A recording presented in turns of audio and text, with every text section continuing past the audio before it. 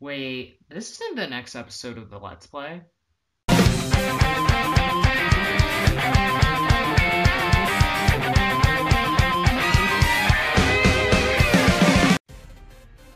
Hey guys, it's the Lyoko Gem, and welcome to another video. Now I'm sure a lot of you are waiting on that Mania analysis, and know that it's coming. Right now I'm having a ton of fun playing the game and gathering more information, so expect that in the coming weeks. But that's besides the point. We're here to talk about Sonic Forces and some of the information that we've gotten this past week. So, first up, we've got this magazine featuring the villains of the game, talking about Metal Sonic in particular. Now, I don't read Japanese, but luckily for us, other members of the fandom can and have been kind enough to translate this for us. So let's see what important bits we can pick up from this.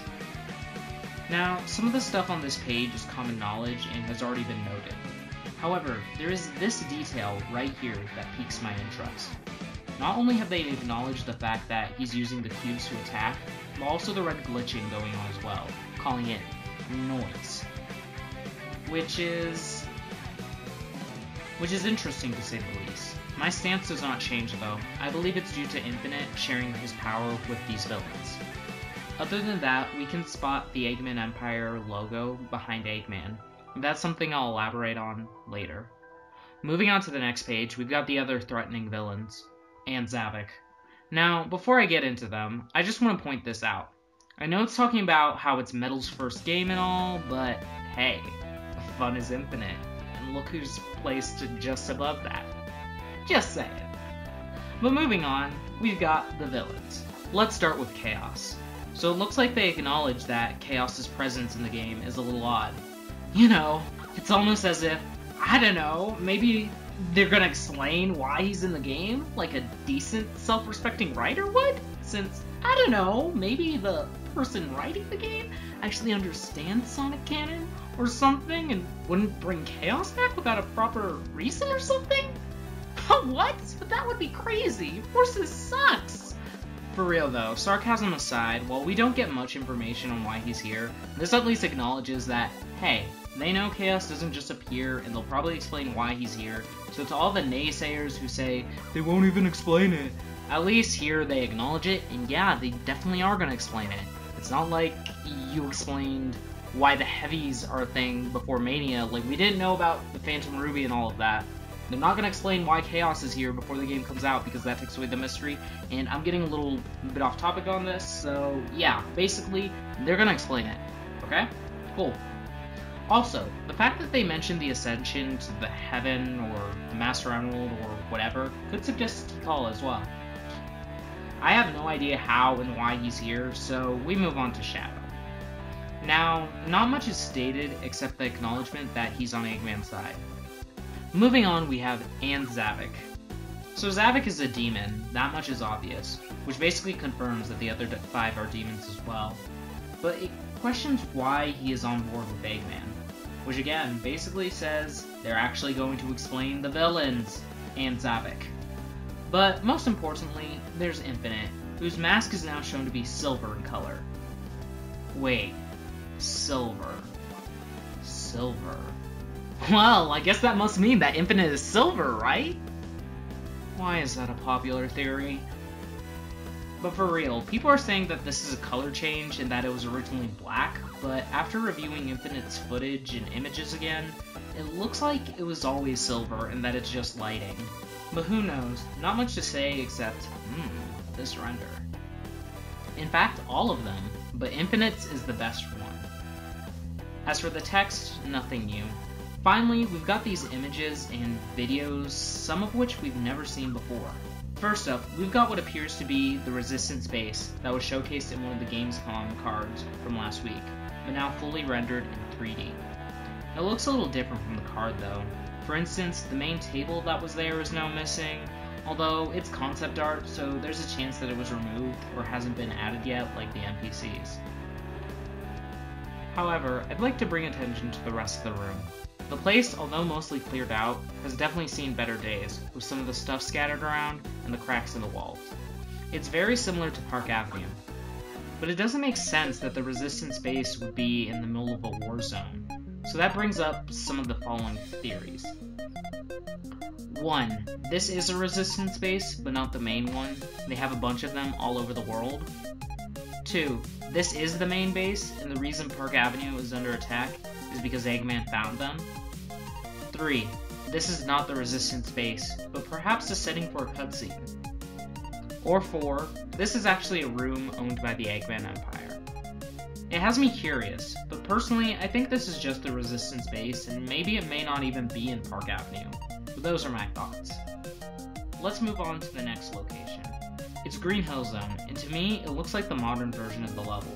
Not only because of the setup of the level, but also because you can spot modern Sonic at some point during the video. I'm a little disappointed in this, because I always imagine the modern Green Hill Zone level starting out like normal Green Hill, but then for Sonic to jump off a ramp or something, and run along the sand in an Arid Sand style level for the rest of it. I mean, it could still happen, but seeing a bit of it now, I doubt it. Oh well, at least we've got custom and tag team Green Hill to switch things up for the level. But another thing I want to point out is that this will probably not be the lighting for the stage, since the rest of the videos are in this lighting as well, even classic Green Hill. So yeah, I expect it to be bright and sunny.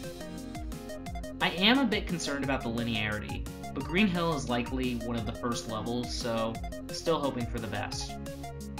Also, is it me, or does this section look like it's going right under the classic version of the level? Could Sonic meet up with classic and Green Hill? Anywho, next up we've got another section of Green Hill. Most have said that this is a boss location, but I don't quite think so. It looks to me as if this section loops around the rock and all before continuing on the path, but that's just me. There's also the note of the Death Egg robot parts scattered about. This further supports the idea that it is Green Hill next to Park Avenue, but is there a chance that these things make an attack on Green Hill Zone? Actually, now that I think about it, Knuckles said that the enemy's on the run in the Park Avenue stage. Was there a chance that when they went on the run, they went to Green Hill Zone, and that Sonic and Co. chased them down there? That would be cool! But no further comments except this game is hecka pretty. Then we've got what is undoubtedly classic Park Avenue or City Heights or Sunset Heights or whatever. Personally, I want it to be called 420 Blaze It Drive, but I guess that's a little too memey. But it's nice to see something classic that isn't Green Hill Zone. It's very well designed and pretty in a sense by just how visually stunning it is. It really shows the effect that the Eggman Empire has had on the world. Haunting almost to see this more than likely once thriving town be so broken. But finally, we've got the street. This is more than likely the spot where we fight the self-proclaimed true Sonic, Metal. Geez, classic Sonic, modern Sonic, and Metal here, there's only so much Sonic that this game can handle. But it's interesting that a section of the sewer is in Green Hill Zone. I guess it's not a sewer after all. I thought it was. Interesting that it goes this way. I don't know what really to make of this, except maybe the theory of the Metal Boss taking place all over town may not be true. But that's all we've got for the new images we've seen. Now to wrap up, we've got these keychains, shirts, and posters for Sonic Mania and Forces.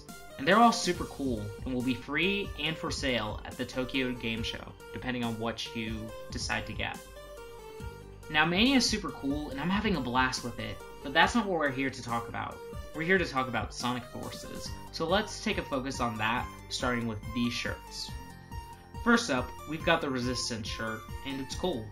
We've got the Resistance logo with the double stars. Beneath it we've got both Sonics, the custom character, Tails, and Knuckles, further supporting that both Tails and Knuckles are going to be very relevant in this game. But otherwise, no further comments except it's a pretty cool shirt. But now we've got the Eggman Empire shirt, with the Eggman Empire logo and the villains underneath. And with that, I say it's now time to start commenting on the logo. This is the Eggman logo with the most grandeur by far, and rightfully so. He's won, he's taken over the world, and he deserves to go all out with his logo. Which is why we've got the Eggman logo on top of the world. The ribbons going around the world are, I guess, kind of that it's his for the taking, and further supported by the chains on the bottom. And then there's the saws and the mechanical things on top and around the world as well. I feel like those symbolize that it's his to change and remake however he pleases. However, the saws and stuff kind of remind me of Planet Wisp on the world map of Sonic Colors, but that's just me. But with that, I have no further comments on the shirts. Now, I really don't have any comments on the posters except they're super cool. I love them, and I honestly really want this one because just look how awesome it is. But with that said, I guess that's everything for this video. I had a blast going through all of this stuff, and I'm glad that all of you have gone through it with me. Let me know in the comments below if you have any more comments on this stuff. I'd love to hear what you all think. If you like this video and want more Lyoko Gem, be sure to like and subscribe, and follow my social medias at Tumblr, Twitter, and Discord, linked below. But with all of that being said, this has been the Lyoko Gem. I'll warp it out.